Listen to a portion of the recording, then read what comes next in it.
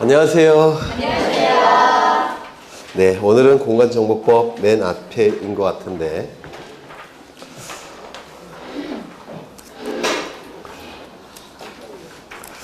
우리 요약집이 136쪽, 140쪽인가? 네, 140쪽인데 요것만 봐도 20개 득점하실 수 있으세요. 그러니까 요걸 자꾸 보셔야 될 겁니다. 그리고 이제 처음 하시는 분들은 문제지만 자꾸 보셔도 네, 20개 나오는 데는 전혀 지장 없으세요. 양을 좀 줄여서 자꾸 반복해서 보셔야 될 겁니다. 6쪽을 보시면 용어의 정의가 나오는데 용어의 정의 여기서 한 문제 정도는 출제가 돼요. 그런데 뒤에 다 강론에서 나오기 때문에 여기선 별도로 따로 공부하실 필요는 없겠지만 시험 직전에는 한 번쯤은 쭉 보고 들어가셔야 될 겁니다. 뒤에 나오지 않는 것이 두 가지가 있는데 거기 4번에 지적소관청이 있죠. 지적소관청. 이때의 지적소관청은 토지 정보를 담당하는 관청이란 뜻인데 이때의 지적소관청은 국가의 하부 행정기관으로서의 지적소관청을 얘기하는 겁니다. 국가의 하부 행정기관으로서의 시정군수 구청장을 얘기해요. 그래서 거기 셋째 줄 보시면 구청장에서 가로를 보니까 자치구가 아닌 구의 구청장을 포함한다. 구태여 자치구청장일 필요는 없다는 겁니다. 왜? 지방자치단체로서의 지적소관청이 아니라 국가의 하부 행정기관으로서의 지적소관청이기 때문에 자치구청장일 필요가 없다는 겁니다. 그래서 비자치구청장도 포함이 됩니다. 그 다음에 왼쪽을 보시면 비자치구를 두는 시의 시장은 제외한다 이렇게 돼 있죠. 비자치구를 두는 시의 시장을 지적소관청에 포함을 시켜버리면 겹친다고 했죠. 그래서 구를 두지 않는 시의 시장을 의미한다라고 했습니다. 요거 좀 기억해 두셔야 될 테고 그 다음에 6번도 기억하셔야 되겠죠. 연속지적도.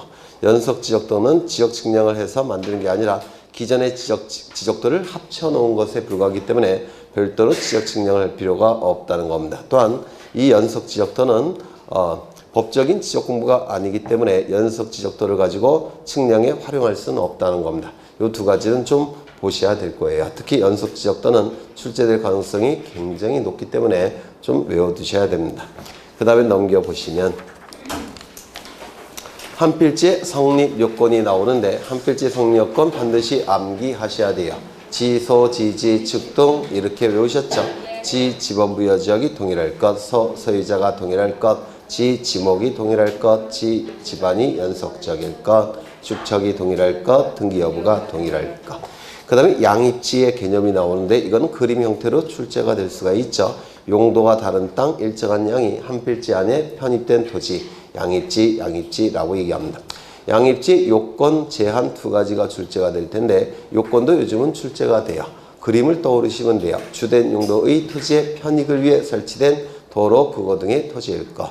두 번째, 주된 용도의 토지에 접속되거나 주된 용도의 토지에 둘러싸인 토지일 것. 세 번째, 주된 용도의 토지와 용도가 다른 토지일 것. 세 가지 요건 꼭 외워두셔야 되고요. 그 다음에 3번의 양입지의 제한. 이게 반복해서 출제가 되고 있죠. 주종관계가 깨진다면 양입지가 될 수 없다고 했죠. 주종관계가 깨지는 경우 세 가지. 첫 번째, 대지인 경우. 두 번째, 10%를 초과하는 경우. 그러니까 초과라는 걸 꼭 유념하셔야 돼요. 10% 이상이 아니라 초과라는 거. 그래서 10%까지는 양입이 되겠죠. 10%까지는. 또한 330제곱미터를 초과하는 경우. 따라서 330제곱미터까지는 양입지가 될 겁니다. 넘겨보시면 토지의 등록이 나오는데 토지의 등록에서 지번이 나오고 있죠. 지번은 토지의 번호를 지번이라고 얘기하는데 이 지번은 반드시 아라비아 숫자로만 표기할 수 있다고 했죠. 공식 기능을 극대화시켜야 되기 때문에 한글도 안 되고 한자도 안 되고 영어도 안 되고 아라비아 숫자로만 표기를 하게 될 겁니다. 또한 임야대장, 임야대에 등록할 때는 아라비아 숫자 앞에 뭘 붙이죠? 산자를 붙이죠. 임자가 아니라 산자. 뒤에 붙이는 게 아니라 앞에 붙인다는 거 꼭 기억해 두셔야 되고 지번은 단식 지번, 복식 지번 둘로 나눠질 텐데 복식 지번의 경우에는 아라비아 숫자 2개로 구성되죠. 네, 복식 지번 아라비아 숫자 2개로 구성이 될 겁니다. 이때 앞에 있는 아라비아 숫자를 본래의 지번이라고 해서 본번, 뒤에 있는 아라비아 숫자를 본번에 붙은 지번이라고 해서 부번, 가운데 대시 표시는 반드시 뭐라고 읽는다고요? 의라고 읽게 될 겁니다. 또한 이 본번과 부번이 평행적으로 구성된다고 해서 평행식이라고 불러요. 평행적으로 본번과 부번이 구성되어 있다고 해서 우리나라는 평행식을 채택하고 있다. 이렇게 얘기를 할 겁니다. 분수식으로 구성된 것도 있죠. 근데 우리나라는 분수식도 아니고 기호식도 아니고 평행식이라고 얘기할 겁니다. 그 다음에 지번의 부여 방법이 있는데 원칙은 지적소관청이 지번 부여 지역별로 차례대로 북서에서 남동쪽으로 순차적으로 부여하죠. 북서에서 남동쪽으로 순차적으로 부여하는 게 뭡니까? 북서 기번의 방식이라고 얘기하겠죠. 순차적으로 부여하기 때문에 지번은 연속성이 유지돼야 되겠죠. 지번은 연속성이 유지를 해야 됩니다. 1번 다음에는 2번이 나와야 되고 2번 다음에는 3번이 나와야 되죠. 3번 다음에 10번이 나오면 연속성이 깨지고 관리가 힘들어지고 공시 기능이 떨어질 겁니다. 또한 지번은 연속성이 유지돼야 되고 가능하면 본번으로 부여한다고 했죠. 지번은 본번으로 부여를 해야 됩니다. 두 가지 원칙 하에서 지번이 부여가 될 겁니다. 그 다음에 처음에 지번을 부여할 때는 시도지사 대도시지성의 승인이라는 문구가 없죠. 하지만 기존의 지번을 바꿀 때는 이해관계인이 나타나기 때문에 기존의 지번을 바꿀 때는 뭐가 필요합니까? 승인이 필요하게 될 겁니다. 그 다음에 각종 토지 이동의 지번 부여 방법이 나와 있는데 여기도 무조건 한 문제가 출제가 돼요. 무조건 나온다고 생각하시면 돼요. 먼저 신규 등록과 등록 전환은 같은 방법으로 지번을 부여하죠. 이 등록 전환은 임야대장 임야도에 등록된 토지를 토지대장 지적도에 옮겨서 등록하는 걸 등록 전환이라고 하기 때문에 토지대장 지적도 입장에서는 신규 등록처럼 맨 처음에 등록하는 거죠. 그래서 신규 등록과 등록 전환은 같은 방법으로 지번을 부여하게 될 겁니다. 그러면 신규 등록과 등록 전환의 지번 부여 방법을 반드시 외우셔야 되는데 글자로 외우기는 힘들기 때문에 그림으로 암기하셔야 된다고 했죠. 그림으로. 1번, 2번, 3번, 4번, 5번, 5의 1번, 6번, 7번, 7의 1번. 이렇게 하나의 지번부여 지역이 존재하는데 이 토지를 신규 등록 전환하겠다는 겁니다. 그 지번부여 지역의 최종 지번이 7의 1번이니까 여기다 8번을 부여하게 되면 연속성이 깨지죠. 따라서 어떻게 부여하느냐면 인접토지의 본번에 9번을 붙여서 지번을 부여하는 겁니다. 연속성 유지를 위해서. 그러면 이 토지를 신규 등록 전환하겠다는 겁니다. 인접토지 본번에 9번을 붙여서 지번을 부여하게 될 겁니다. 이 토지를 신규 등록 전환하겠다는 겁니다. 인접토지 본번에 9번을 붙여서 지번을 부여하면 이렇게 겹치죠. 차례대로 부여해야 되니까 차례대로 5의 2번 이렇게 부여를 할 겁니다. 인접토지 본번에 9번을 붙여서 지번을 부여해야 된다는 겁니다.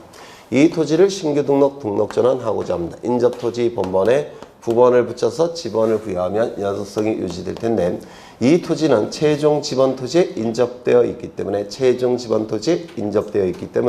최종 본번에 다음 순번으로 지번을 부여해도 연속성이 유지가 돼요.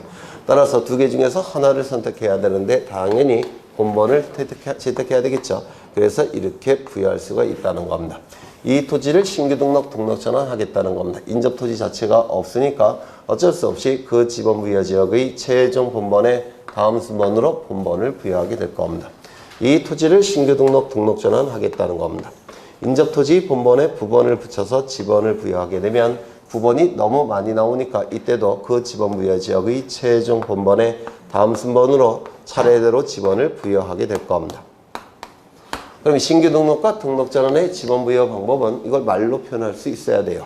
지번의 연속성을 위해서 인접토지 본번에 9번을 붙여서 지번을 부여함이 원칙이지만 세 가지 경우에는 그 지번 부여 지역의 최종 본번에 다음 순번으로 본번을 차례대로 부여하게 될 겁니다. 최종 지번 토지 인접한 경우, 멀리 떨어진 경우, 여러 필지인 경우 세 가지 경우에는 그 지번 부여 지역의 최종 본번에 다음 순번으로 본번을 차례대로 부여하게 될 겁니다.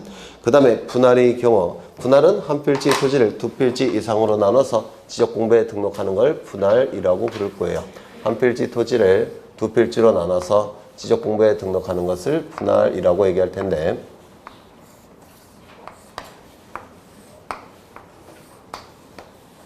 여기는 100번지 토지가 될 테고 100의 1번지, 100의 2번지, 그 다음에 100의 3번지, 그 다음에 101번지 이렇게 여러 필지 토지가 있는데 이 토지를 두 필지로 쪼개겠다는 겁니다. 그러면 한 필지였을 때는 지번이 하나가 있을 테고 두 필지로 나눠지게 되면 지번이 두 개가 필요한데 기존의 지번을 이용해서 여기다 지번을 부여할 거예요. 그러면 요 한 필지는 종전의 지번을 갖다 부여하면 될 겁니다. 그러면 여기가 종전의 지번을 부여하면 여기 100의 1이니까 100의 2번을 부여하게 되면 겹치죠. 100의 3번을 부여해도 겹치고, 겹치지 않도록 하기 위해선 100의 3번 다음 순번으로 이렇게 부여하면 겹치지 않을 겁니다.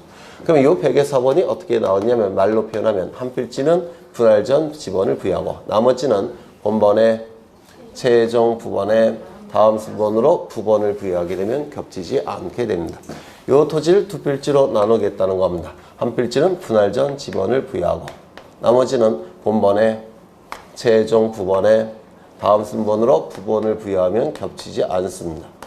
이 토지를 세 필지로 나눠보겠다는 겁니다. 한 필지는 분할 전 지번을 부여하고 나머지는 본번에 최종 부번에 다음 순번으로 부번을 부여하면 겹치지를 않습니다. 이 토지를 두 필지로 나눠보겠습니다. 한 필지는 분할 전 지번을 부여하고 나머지는 본번에 최종 부번에 다음 순번으로 부번을 부여하면 겹치지 않습니다. 그래서 이 분할의 경우에는 한 필지는 분할 전 지번을 부여하고 나머지는 본번에 최종 부번에 다음 순번으로 부번을 부여해야 될 겁니다. 그리고 지번을 부여할 때는 우리나라는 북서 기번의 방식을 쓰고 있기 때문에 왼쪽부터 시작해서 오른쪽으로 부여하고 위에서 시작해서 아래쪽으로 부여를 하는 겁니다. 이때 여기에 건축물이 있다라는 겁니다. 그러면 이 건축물의 대지 지번은 분할 전에는 얼마입니까? 분할 전에는 100의 1이었죠. 그런데 분할 후에는 얼마로 바뀝니까? 100의 4로 바뀝니다. 그러면 이 건축물과 관련된 모든 서류는 다 바꿔줘야 돼요. 일이 복잡해지니까 이 건축물의 대지 지번이 분할 전과 분할 후를 일치시켜야 됩니다. 일치시키기 위해서는 이 건축물이 있는 토지에 분할 전 지번을 부여하면 됩니다. 그러면 건축물이 있는 토지에 분할 전 지번을 부여하고 이쪽 100의 4는 이쪽으로 가면 될 겁니다. 이쪽에 건축물이 이렇게 있다는 겁니다. 그러면 이 건축물이 있는 토지에 분할 전 지번을 부여하고 그 다음에 이쪽은 요 100의 5번을 부여하면 될 겁니다. 여기에 건축물이 있더라는 겁니다. 그러면 건축물이 있는 토지에 분할 전 지번을 부여하고 이쪽에 100의 8번을 부여하면 될 겁니다. 그래서 이 분할의 경우 건축물이 있는 때는 건축물 대지 지번을 바꾸지 않도록 하기 위해서 건축물이 있는 토지에 분할 전 지번을 부여하고 나머지는 본번에 최종 부번에 다음 순번으로 부번을 부여하면 될 겁니다. 어렵지 않죠? 네. 지금은 다 암기하고 계실 거예요.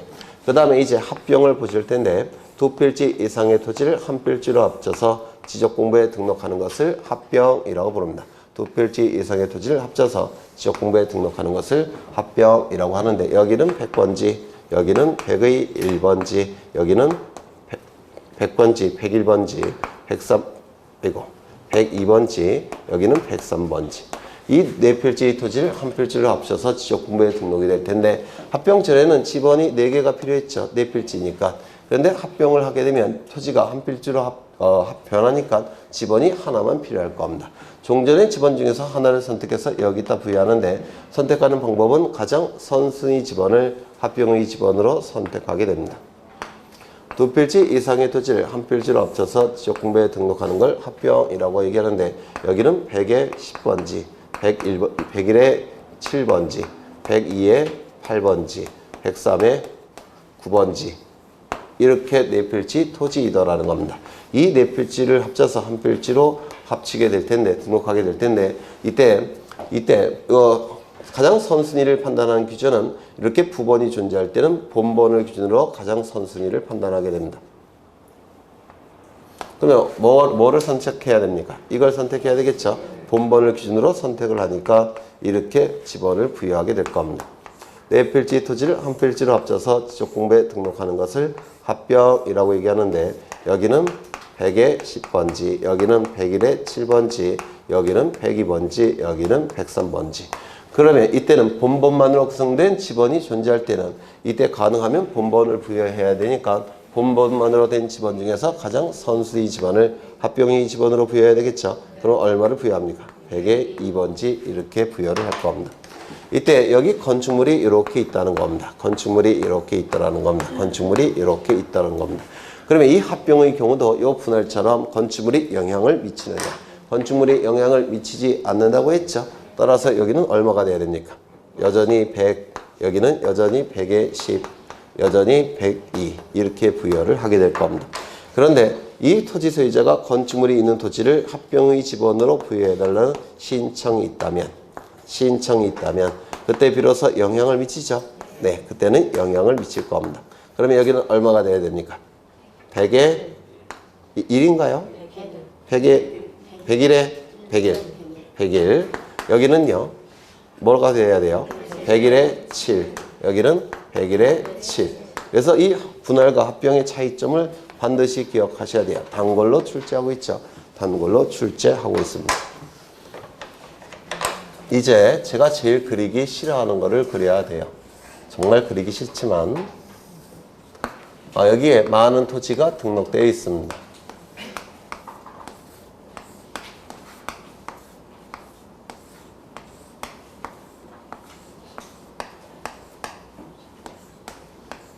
여기는 100번지, 여기는 100의 1, 여기는 100의 2, 여기는 100의 3, 여기는 100의 4, 여기는 100의 5, 101, 102, 103, 104, 105, 106, 107, 108, 109, 110, 111, 112, 113 이렇게 토지들이 존재하는데 이 지역에 도시개발 사업을 시행을 하더라는 겁니다. 도시개발 사업을 시행하게 되면 토지가 바둑판 모양으로 바뀌죠. 바둑판 모양으로 바뀌니까 지번, 지목, 면적, 경계, 좌표값을 다 바꿔줘야 돼요. 따라서 새롭게 확정을 해야 되고 이때 면적, 경계, 좌표값은 측량을 통해서 확정하게 되는데 이때 하는 측량을 뭐라 부릅니까? 지적, 확정, 측량 이렇게 불렀죠. 지적, 확정, 측량이라고 불렀습니다. 그런데 이 지역 전체를 도시개발 사업을 시행하는 게 아니라 이 중에서 일부만 도시개발 사업을 시행을 하더라는 겁니다. 그럼 이쪽만 바둑판 모양으로 바뀔 테고 이쪽은 바뀌지 않겠죠. 그러면 이제 그림이 이제 바뀌어야 되는데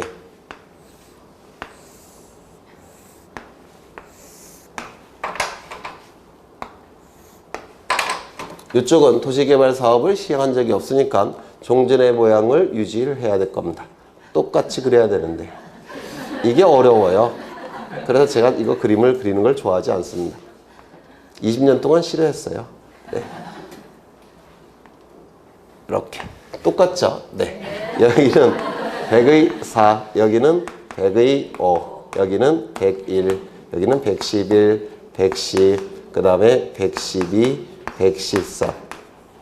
그런데 이쪽은 도시개발 사업이 시행이 됐으니까 깔끔하게 바둑판 모양으로 바뀔 겁니다. 이렇게 바뀔 거예요. 깔끔하게. 도시개발 사업을 시행했으니까. 그렇죠. 그러면 여기다가 지번을 부여해야 되는데 지번을 부여하는 방법은 종전에 사용되던 지번 중에서 일부를 선택해서 여기다가 부여를 하는 겁니다. 그러면 여기 종전에 사용하던 지번은 뭐가 있냐면 100번, 100의 1번, 100의 2번, 100의 3번 100 이렇게 부르시면 깜방에 간다고 했죠. 100의 4번, 101번, 102번, 103, 104, 105, 106, 107, 108, 그 다음에 109, 110, 그 다음에 114. 이 지번 중에서 일부를 선택해서 이쪽에 부여를 해야 되는데 첫 번째 선택하는 기준은 뭐였죠? 번번. 이게 한 번 출제가 됐어요. 너무 어려워서 거의 20몇 년 동안 출제를 안 하다가 처음으로 이걸 출제했습니다. 지적, 확정, 측량, 시시지역 안에 있는 지번 중에서 첫 번째 선택의 기준은 본본이더라는 겁니다. 그러면 부본은 제외가 될 겁니다. 이 중에서 이제 이 경계에 걸쳐 있는 토지들이 있죠. 경계에 걸쳐 있는 토지는 이쪽에 이미 지번이 사용되고 있죠. 이미 지번이 사용되고 있기 때문에 이쪽에 부여하면 겹치게 돼요. 따라서 이 경계에 걸친 토지들은 지번을 제외를 해야 됩니다. 두 번째, 경계에 걸친 지번은 제외를 해야 될 겁니다. 요거 이해가 되시죠? 네, 경계에 걸친 지번은 제외를 해야 됩니다. 그러면 경계에 걸친 지번은 여기 100의 4번 이건 이전에 제외가 됐고 그 다음에 101번 제외를 해야 되고 110번 제외를 해야 되고 113번도 제외를 해야 되겠죠. 그러면 여기다가 지번을 부여하면 100번, 그 다음에 102번, 103번, 104번, 105번, 106번 이렇게 지번을 부여하게 되면 이상한 결과가 나타난다고 했죠. 여기 본번은 이쪽에 있는데 부번은 멀찌감치 떨어져 있습니다. 부번이란 말 자체가 본번에 붙은 지번이에요. 그래서 본번의 토지와 반드시 붙어 있어야 됩니다. 부번은. 따라서 이때 이거를 제외할 수는 없겠죠. 이미 부여된 상태니까 이거를 제외를 해야 됩니다. 요 100번을. 그럼 100번을 제외를 시켜야 되는데 세 번째, 이걸 말로 표현하실 수 있으셔야 돼요. 100번을 제외하는 방법을 지적, 확정, 측량, 시시지역 안에 있는 지번 중에서 지적, 확정, 측량, 시시지역 안에 있는 지번들 중에서 지적, 확정, 측량, 시시지역 바깥에 있는 본번이 같은 지번은 제외를 시켜야 되겠다는 겁니다. 다시요. 지적, 확정, 측량, 시시지역 안에 있는 지번 중에서 지적, 확정, 측량, 시시지역 바깥에 있는 본번이 같은 지번은 제외를 시켜야 되겠다는 겁니다. 본번과 부번이 떨어지는 것을 방지하기 위해서 지적, 확정, 측량, 시시지역 안에 있는 지번 중에서 지적, 확정, 측량, 시시지역 바깥에 있는 본번이 같은 지번, 본번이 같은 지번은 빼야 되겠다는 겁니다. 그러면 100번도 빠지고 이제 지번이 몇 개가 남았느냐면 하나, 둘, 셋, 넷, 다섯, 여섯, 일곱, 여덟 개가 남아있을 겁니다. 이 지번을 이제 순차적으로 부여를 하게 될 겁니다. 그러면 여기는 102번, 그 다음에 103번, 104번, 105번, 106번, 107번. 그리고 선택받지 못한 모든 지번들은 결번 처리를 하게 됩니다. 여기서 결번은 빠진 지번이란 뜻인데 어디로부터 빠졌느냐면 지적공부로부터 빠진 지번들이에요. 지적공부로부터 빠진 지번은 결번 처리를 한다는 얘기는 결번 대장에 등록한 후 영구 보존을 하는 겁니다. 이거 여러 번 강조했죠. 이거 숙제가 항상 되니까 좀 기억해 두셔야 돼요. 지번 대장이 아니라 결번 대장. 지적 공부가 아닌데도 불구하고 영구 보존 장부라는 거, 이거 꼭 기억해 두셔야 됩니다. 그런데 문제가 있는데 어떤 문제가 있냐면 이게 6필지가 아니라 9필지라는 겁니다. 예를 들어서 그러면 9필지라고 한다면 여기 남아있는 지번이 지금 8개가 있는데 여기는 9개가 필요합니다. 맞죠? 부여할 수 있는 지번의 개수는 몇 개가 남아있습니까? 부여할 수 있는 지번의 개수는 8개가 남아있습니다. 그런데 부여해야 될 지번의 개수는 몇 개가 필요하죠? 부여해야 할 지번의 개수는 9개가 필요합니다. 그러면 이러한 관계가 있기 때문에 여기 8개를 부여하게 되면 하나가 비게 돼요. 그렇죠? 따라서 이 원칙을 채택할 수가 없습니다. 하나가 비게 되니까. 이때는 다른 방법을 써야 되는데 그 다른 방법은 블럭을 정해서 1블럭, 블럭을 정해서 2블럭, 3블럭 이렇게 블럭을 정한 다음에 세 블럭으로 나눈 다음에 이때 블럭별로 하나의 본번을 부여합니다. 그래서 여기 102번, 그 다음에 103번, 104번 이렇게 블럭을 정해서 본번을 부여한 후 필지별로 부번을 부여합니다. 102에 1, 102에 2, 103에 1, 103에 2, 104에 1, 104에 2 블럭을 정해서 본번을 부여한 후 필지별로 부번을 부여해도 되고 두 번째 방법은 그 지번 부여 지역의 최종 본번에 다음 순번으로 본번을 차례대로 부여할 수도 있습니다. 이런 식으로 119, 120, 121, 122 그리고 전부 다 결번 처리하게 됩니다. 이를 지적, 확정, 측량, 시행 지역에서의 지번 부여 방법 이렇게 불러요. 지적, 확정, 측량, 시행 지역의 지번 부여 방법이라고 부릅니다. 이 지적, 확정, 측량, 시행 지역의 지번 부여 방법은 도시개발 사업 시행 지역에서 규정을 두고 있고 그리고 축척 변경 지역, 그 다음에 지번 변경 지역, 그 다음에 행정구역 개편 지역에서는 이 규정을 준용하고 있습니다. 그래서 지적, 확정, 측량, 시행 지역의 지번 부여 방법은 이렇게였죠. 도, 주, 지, 행, 확정 이렇게 암기를 하신 적이 있습니다. 다시 정리하죠. 지적 확정 측량 시행지역의 지번부여 방법은 종전 지번 중에서 본번을 선택합니다. 본번 중에서 경계에 걸친 지번은 제외를 시켜야 한다. 왜? 바깥에서 사용하고 있으니까. 두 번째, 본번과 부번이 떨어지는 것을 방지하기 위해서 지적 확정 측량 시시지역 안에 있는 지번 중에서 지적 확정 측량 시행지역 바깥에 있는 본번이 같은 지번도 제외를 합니다. 그리고 나머지 본번을 차례대로 부여하게 될 겁니다. 다만 부여할 수 있는 지번의 개수가 부여해야 될 지번의 개수보다 더 적은 경우에는 이 원칙을 쓸 수는 없고 두 가지 다른 방법을 사용해야 되는데, 첫 번째, 블럭을 정해서 본번을 부여한 후 필지별로 부번을 부여하든지, 아니면 그 지번 부여 지역의 최종 본번의 다음 순번으로 본번을 차례대로 부여하게 됩니다. 이를 지적 확정 측량 시시지역의 지번 부여 방법이라고 얘기하고, 도축 지행 확정 이렇게 암기를 하셔야 됩니다. 그래서 여기서 무조건 한 문제가 출제가 돼요. 그러면 이제 책을 보시는데 111쪽을 보시면 도시개발 사업 등이 준공되기 전에 지번 부여 방법 양가로 6번이 있죠. 이것도 꼭 기억해 두셔야 돼요. 준공되기 전이니까, 도시개발 사업이 완료되기 전이니까 토지가 바둑판 모양으로 바뀌기 전입니다. 따라서 토지를 가지고 지번을 부여할 수는 없고 계획도 갖고 부여할 수밖에 없을 겁니다. 도시개발 사업 계획도.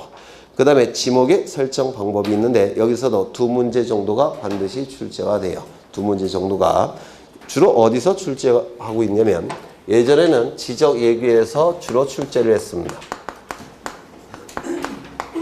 이 지적예규란 건 뭐냐면 토지 정보에 관한 예로 만든 규칙이란 뜻이에요. 국토교통부 장관이 만든 규칙, 지적예규에서 주로 출제가 됐는데, 요즘은 지적예규가 아니라 대통령령에서 주로 출제가 됩니다. 대통령령에, 여러분 교재에 있는 게 다 대통령령이에요. 대통령령에 단서 규정이 있습니다. 다만 여기서 주로 출제가 돼요. 그래서 다만이란 문구 또는 단이란 문구가 나오면 무조건 암기하셔야 돼요. 주로 여기서 두 문제 정도가 출제가 되고 있기 때문에, 그러면 책을 보시면 지목의 설정의 원칙은 일필일목의 원칙 기억나시죠? 네, 이걸 보시기 전에 몇 가지만 확인을 하겠습니다. 지목은 토지의 사용 목적을 줄여서 지목이라고 부르는데, 토지의 사용 목적을 줄여서 지목이라고 부르는데, 지목은 토지를 주된 용도에 따라서 28개로 구분하고 있죠. 28개로 구분을 합니다. 그러면 28개로 구분하는 이유는 두 가지가 있죠. 첫 번째, 토지의 효율성을 높이고 효율적 관리를 위해서. 두 번째, 가세 자료의 기준을 마련하기 위해서. 두 가지 목적을 위해서 28개로 구분하고 있는데, 주된 용도에 따라서 지목이 결정이 될 때 이를 뭐라고 부릅니까? 용도 지목이라고 부르죠. 용도 지목. 근데 용도 지목도 있지만 토지의 성질에 따라서 지목이 결정이 될 때도 있죠. 이를 뭐라고 부릅니까? 토지의 성질에 따라서 지목이 결정될 때 토성 지목이라고 부르죠. 토지의 형태에 따라서 지목이 결정이 될 때 이를 뭐라고 부릅니까? 지형 지목이라고 불러요. 토지의 형태에 따라서 지목이 결정될 때. 우리 공간정보법은 주된 용도에 따라서 지목이 결정된다고 보고 있기 때문에 우리나라는 용도 지목을 채택하고 있다, 이렇게 얘기를 할 겁니다. 또한 단식 지목, 복식 지목으로 구분하는 경우도 있는데, 단식 지목, 복식 지목. 단식 지목은 지적공부에 등록되는 지목은 하나의 형식으로 등록된다는 의미가 단식 지목이에요. 복식 지목은 두 개의 형식으로 지적공부에 등록이 될 때 복식 지목이라고 얘기합니다. 우리 공간정보법은 일필일목의 원칙을 채택하고 있죠. 일필일목의 원칙을 채택하고 있기 때문에 단식 지목을 채택했습니까? 복식 지목을 채택하고 있습니까? 단식 지목. 그래서 우리 공간정보법은 용도 지목과 단식 지목을 채택하고 있다, 이렇게 얘기를 할 겁니다. 28개로 구분하고 있는데 28개는 27개 플러스 하나 이렇게 나눌 수 있다고 했죠. 우리 사회에서 가장 많이 사용하고 있는 용도들 27개 딱 정해놓고 이 안에 포함되지 않는 잡스러운 종류의 용도의 토지는 다 여기에 포함시킨다고 했죠. 이걸 잡종지라고 얘기를 했습니다. 이 지목이 등록되는 지적공부는 총 4개죠. 첫 번째, 토지대장. 두 번째, 임야대장. 세 번째, 지적도. 네 번째, 임야도. 요 4개의 지적공부에만 지목이 등록되죠. 요 2개의 등록이 될 때는 정식 명칭으로 등록을 하는 것이고, 지적도, 임야도에 등록이 될 때는 부호를 만들어서 부호로 등록하고 있죠. 부호를 만드는 방법은 24개는 두문자, 4개는 차문자. 차문자를 외우셔야 되는데, 첫 번째, 주차장, 공장용지, 하천, 유원지. 그렇죠. 이 지목이 등록되는 지적공부와 축척이 등록되는 지적공부는 일치한다고 했죠. 축척이 등록되는 지적공부는 일치한다고 했습니다. 그래서 축지법 이렇게 외워달라고 부탁을 드렸죠. 지목이 등록되는 지적공부와 축척이 등록되는 지적공부가 일치해요. 따라서 축척도, 토지대장, 임야대장, 지적도, 임야도의 등록이 이루어지게 될 겁니다.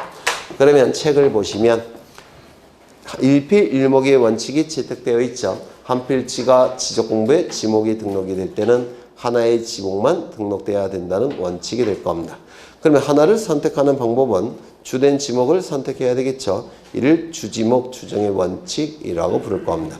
일시적이고 임시적인 용도 변경이 있을 때 지적공부에 등록된 지목은 바꿉니까? 바꾸지 않습니까? 바꾸지 않죠. 이를 일시변경 불변의 원칙이라고 부를 겁니다. 그렇다면 영속적인 변경이 있다면 지적공부에 등록된 지목도 바꿔야 되겠죠. 따라서 영속성의 원칙이라고도 얘기를 합니다. 이 지목은 세금과 관련되어 있어요. 가세 자료의 기준이 된다고 했죠. 세금과 관련되어 있기 때문에 지목은 그 종류는 국회에서 만든 법률로 정해야 됩니다. 이를 지목법정주의라고 얘기를 할 겁니다. 사용목적 추정의 원칙, 사용목적이란 말 자체가 토지의 사용목적을 줄여서 지목이라고 얘기를 해요. 그래서 사용목적한 바에 따라서 지목이 결정돼야 된다는 원칙이죠. 택지 조성공사가 완료가 된 토지는 그 토지를 어떠한 사용목적으로 사용한다는 겁니까? 주택지로 사용한다는 거죠. 따라서 사용목적 추정의 원칙에 따라서 대로 설정이 될 겁니다. 등록선의 원칙, 등록된 선과 후를 따져서 먼저 등록한 바에 따라서 지목이 결정돼야 된다는 원칙을 등록선의 원칙이라고 부를 텐데요. 여기가 바닷가입니다.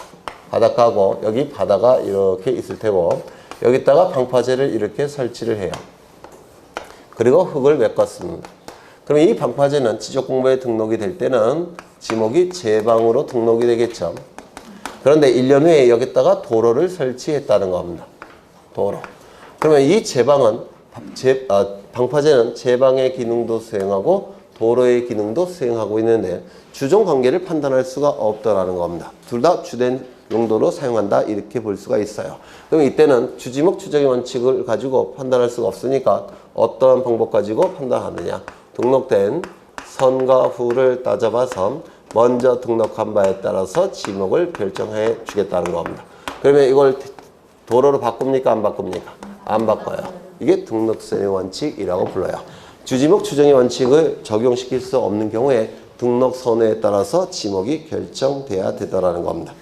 그 다음에 이 지목의 표기 방법 설명했고요.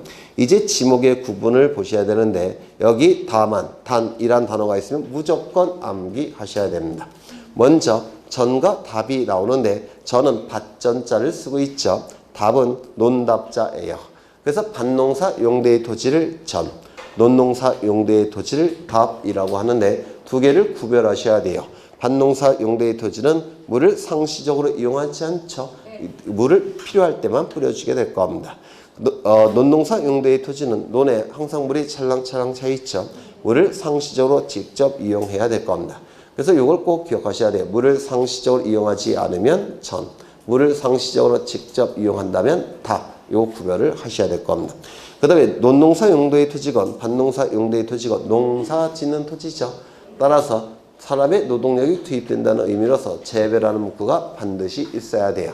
재배라는 문구가 없으면 이거는 전이 될 수도 없고 답이 될 수도 없습니다. 재배 꼭 기억해 두셔야 되겠죠. 전의 첫째 줄을 보시면 거기 원예정불에 그 가로를 보니까 가수료는 제외한다 이렇게 돼 있죠. 이거 보통 그냥 아무 생각 없이 넘어가실 수가 있는데 거기 가수료를 포함 이렇게 출제하는 경우가 있어요. 가수리를 포함 이렇게 출제하면 이건 틀린 지문이에요. 가수리는 왜 제외할 수밖에 없느냐면 가수원이 별도로 존재하죠.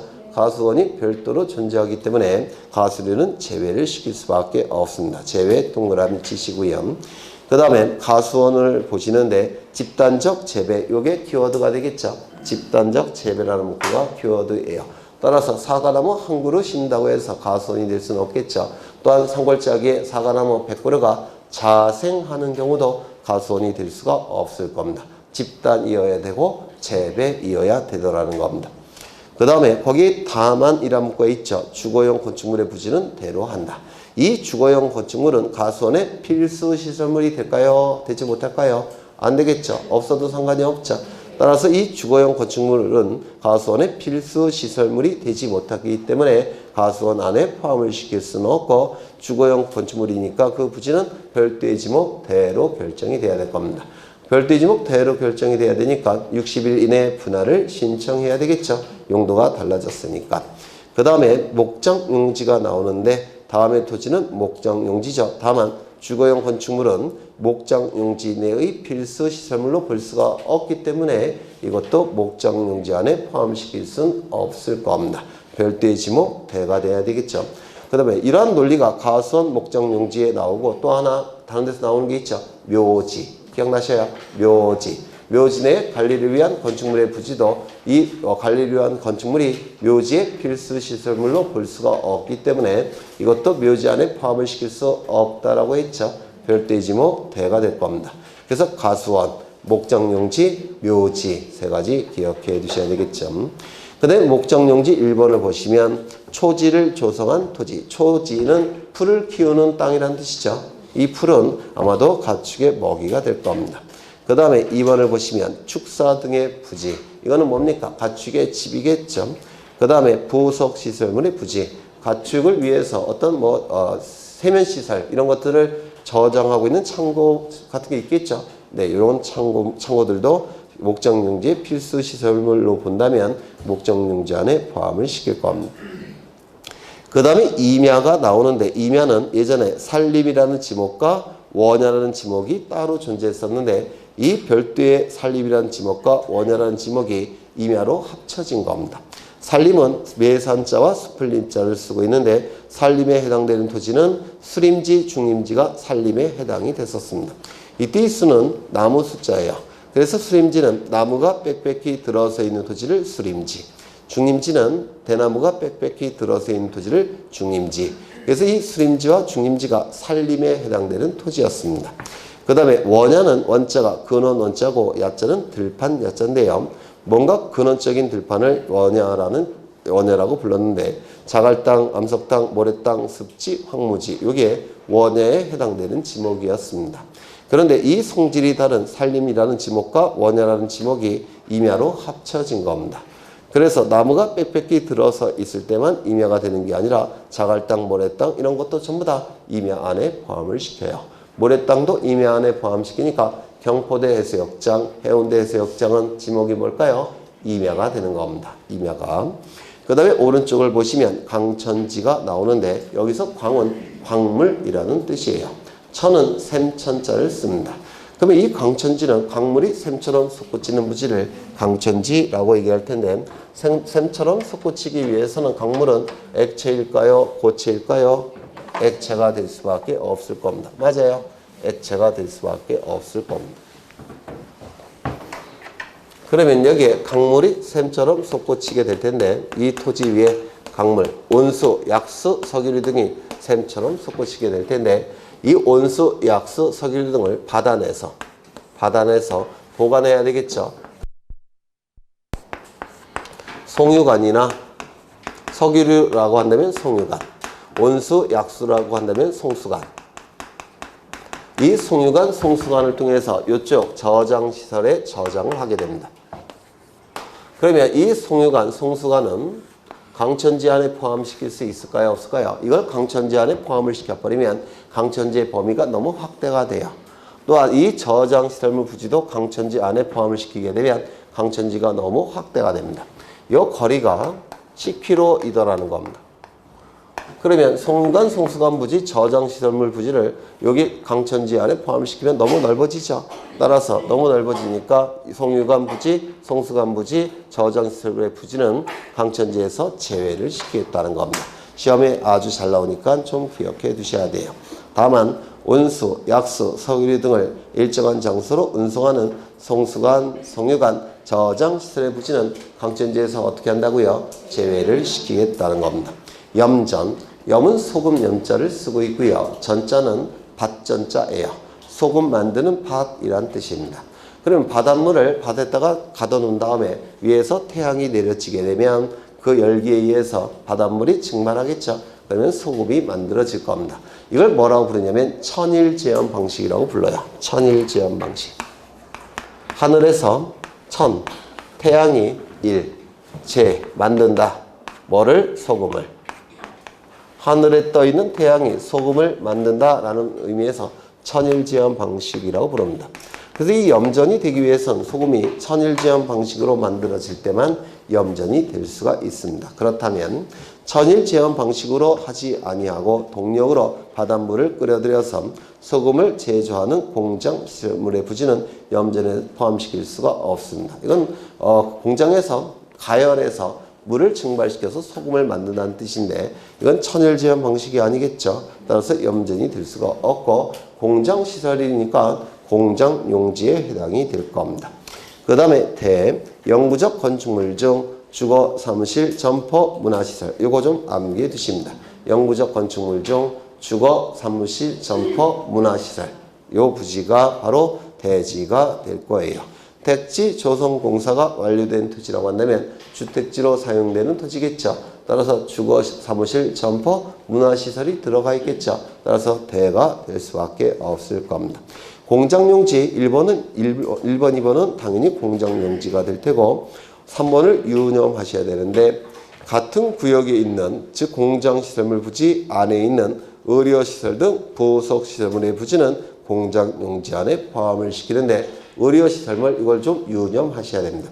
공장 안에는 위험한 기계가 설치가 되어 있죠. 위험한 기계를 통해서 사고가 발생하게 되면 종종 발생하겠죠. 따라서 의료시설물은 이건 공장의 필수시설물로 간주합니다. 필수시설물로 보기 때문에 이거는 공장용지 안에 포함을 시킬 수밖에 없더라는 겁니다. 학교용지 읽어보시면 될 테고요. 그 다음에 주차장, 독립적 시설, 요게 키워드가 되겠죠. 다음은 다음 어느 하나에 해당하는 시설의 부지는 주차장에서 제외된다라고 되어 있는데 1번을 보시면 노상주차장. 노상주차장은 주차장이 될 수가 없어요. 노상주차장은 뭐죠? 여기 도로가 이렇게 나 있을 때 여기 하얀 선이 그어져 있죠. 이렇게. 그리고 여기 자전거 탄 아저씨가 왔다리 갔다리 하고 있죠. 주차료 받기 위해서. 이게 노상 주차장이에요. 그럼 이건 주차에 필요한 독립적 시설을 갖추지 못했다고 봐요. 이거는 지목이 뭘까요? 도로가 될 겁니다. 도로. 맞죠? 노상 주차장은 지목이 주차장이 아니라 도로가 될 거예요. 두 번째. 이건 밥그릇을 그린 건 아니고요. 네, 이거는 뭐냐면 종합운동장을 그린 거예요. 이거는 반찬 그릇을 그린 건 아니고요. 네, 주차 공간을 그린 겁니다. 이걸 부설주차장이라고 부를 겁니다. 부설주차장. 그러면 이거는 체육시설이죠. 체육시설이면 이 체육시설물 부지는 뭐가 될까요? 체육용지가 되겠죠. 체육용지가 될 겁니다. 그렇다면 이 부설주차장은 주지목 추정의 원칙상 체육용지 안에 포함을 시켜야 되겠죠. 이게 박물관이라고 한다면 문화시설이죠. 문화시설이니까 지목은 뭐가 될까요? 배가 되겠죠. 그러면 문화시설 부지 안에 설치된 부설주차장은 뭐가 되겠습니까? 대 안에 포함을 시켜야 되겠죠. 그래서 시설물의 종류에 따라서 주지목 추정 원칙상 시설물의 종류에 따라서 결정이 될 겁니다. 그런데 주차 공간이 너무 협소해서 인근에 주차 공간을 별도로 설치했습니다. 이것도 부설 주차장이에요. 다만 바깥에 설치가 되어 있죠. 이거는 독립된 주차 시설로 보기 때문에 이건 주차장 안에 포함을 시킵니다. 그래서 부설 주차장은 두 개로 나눠지는데요. 시설물 부지 안에 설치된 부설 주차장은 시설물의 종류에 따라서 지목이 결정이 될 테고, 시설물 부지 바깥에 설치된 부설 주차장은 독립된 주차 공간으로 보기 때문에 이것은 지목이 주차장이 될 겁니다. 그래서 이 부설 주차장은 둘로 나누셔야 돼요. 그 다음에 2번이 시험에 대단히 잘 나오는데, 자동차 등의 판매 목적으로 설치된 물류장, 야외 전시장이라고 돼 있죠. 이거는 판매 목적이라고 돼 있으니까 독립된 주차시설로 볼 수가 없어요. 따라서 주차장이 될 수는 없고 판매 목적이라는 문구가 있기 때문에 점포에 해당될 수 있다고 볼 수 있죠. 점포. 그런데 점포에 해당되지도 않아요. 왜냐하면 물류장, 야외 전시장이라는 표현이 있죠. 점포에 해당될 수도 없습니다. 그러면 이 자동차 등의 판매 목적으로 설치된 물류장 및 야외 전시장은 주차장으로 볼 수도 없고 대로 볼 수도 없다면 뭐가 될 수밖에 없을까요? 잡종지가 될 가능성이 가장 높을 겁니다. 그 다음에 주유소 용지가 나오는데 다음의 토지는 주유소 용지가 될 텐데, 다만 자동차, 선박, 기차 등의 제작 또는 정비 공장 안에 설치된 급유, 송유시설 등의 부지는 주유소에서 제외한다. 이렇게 돼 있죠. 이 급유시설, 송유시설은 아까 강천지에서 제외시킬 수밖에 없다고 했죠. 강천지가 될 수는 없어요.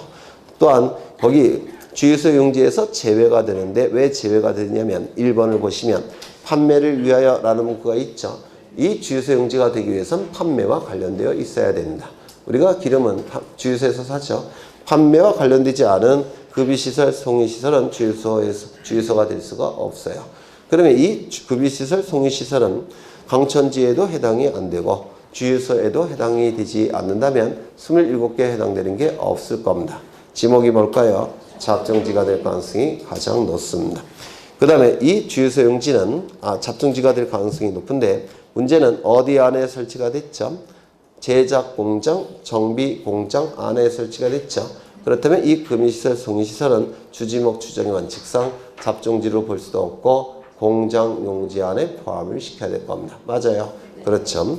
1번의 키워드는 판매를 위하여입니다. 판매를 위하여. 판매와 관련된 것만 주유소 용지가 돼요. 그런데 그 밑에 보시면 저유소, 원유 저장소라는 표현이 있죠. 판매를 위해서는 기름을 보관하고 있어야 되죠. 따라서 저유소나 원유 저장소는 주유소의 필수 시설물로 보게 됩니다. 주유소의 필수 시설물이어서 이것도 주유소 안에 포함을 시킬 수밖에 없을 겁니다. 넘겨보시면 창고 용지가 나와 있는데 창고 용지에서 키워드는 독립적으로 설치해요. 그러면 목장 용지 안에 설치된 보관 시설물, 저장 시설물은 저장 시설물 부지는 이건 창고 용지가 아니라 목장 용지 안에 포함시키겠죠. 가수원 안에 설치된 저장 시설물 부지도 이것도 독립적으로 설치가 된 거가 아니니까 가수원 안에 포함을 시켜야 되겠죠. 그래서 독립적으로 설치가 된 것만 창고 용지가 될 수 있습니다. 도로, 다음의 토지는 도로가 되는데 다만 아파트, 공장 등 단일 용도의 일정한 단지 안에 설치된 통로 등은 제외한다. 이렇게 돼 있죠. 아파트 단지 안에 설치된 통로는 뭐가 될까요? 도로가 되겠죠. 공장 단지 안에 설치된 통로는 뭐가 될까요? 공장 용지가 되겠죠. 거기 1번, 2번 좀 기억해 두셔야 되고요. 뭐 기억할 것도 없죠. 3번을 보시면 고속도로의 휴게소 부지, 이것도 도로 안에 포함을 시킵니다. 이게 왜 도로가 되느냐면 이 고속도로는 도로의 기능이 가장 강화된 형태의 도로이기 때문에 다른 지목을 용납하지 않습니다. 따라서 휴게소 부지일지라도 점포로 봐서 대로고 하지 않습니다. 이건 도로 안에 포함을 시켜요. 하지만 국도나 지방도로는 얘기가 달라지죠. 국도의 휴게소 부지 또는 지방도로의 휴게소 부지는 이때는 뭐가 될까요? 대가 되는 겁니다. 고속도로 위 휴게소 부지만 도로 안에 포함을 시킵니다. 이때 주된 용도는 지표상의 용도 갖고 결정이 됩니다. 그렇다면 고가도로는 도로일까요? 아닐까요? 아니에요. 이거는 토지의 구성 부분에 불과하다고 봅니다. 그럼 지하도로는 도로일까요? 아닐까요? 이것도 도로가 아니에요. 지표상의 용도가 아니죠. 토지의 구성 부분에 불과합니다. 그래서 고가도로나 지하도로는 도로로 지목이 결정되지를 않습니다. 이거 기억하셔야 돼요. 네. 그 다음에 두 필지 이상에 진입하는 통로로 이용되는 토지. 예전에 공간정보법은 세 필지 이상의 대에 진입하는 통로로 이용하는 토지 이렇게 규정되어 있었어요. 옛날에는 세 필지 이상의 대에 진입하는 통로로 이용되는 토지 이걸 이렇게 규정되어 있었는데 세 필지를 두 필지로 바꿨고요. 대라는 문구를 생략했습니다. 그래서 두 필지 이상에 진입하는 통로로 이용하는 토지 개정사항이니까 좀 암기하실 필요가 있고요. 그 다음에 15번에 철도 용지가 나오는데 여기서 키워드는 일정한 궤도겠죠. 궤도가 있는 부지가 바로 철도 용지가 될 겁니다. 그렇다면 지하철이 지나가는 땅속에 설치된 지하궤도 거기는 철도 용지가 될까요? 안 될까요? 네?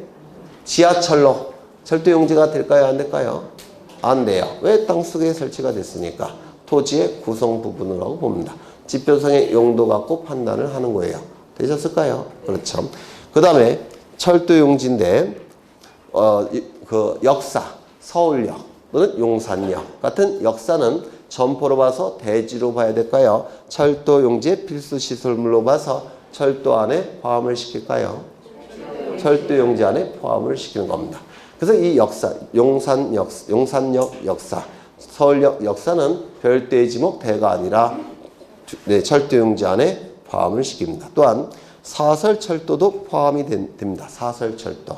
왜냐하면 일제시대 때 철로가 맨 처음에 개설이 됐는데요. 일제시대 때의 철로는 사설이었어요. 나라에서 만든 게 아니었습니다. 사설철도였어요. 그래서 지목이 만들어질 때 철도용지가 만들어질 때 일제시대 때 만들어졌기 때문에 사설철도도 철도용지 안에 포함을 시킵니다. 그 다음에 제방. 이 제자는 만들 제자고요. 방은 방어라는 뜻이에요.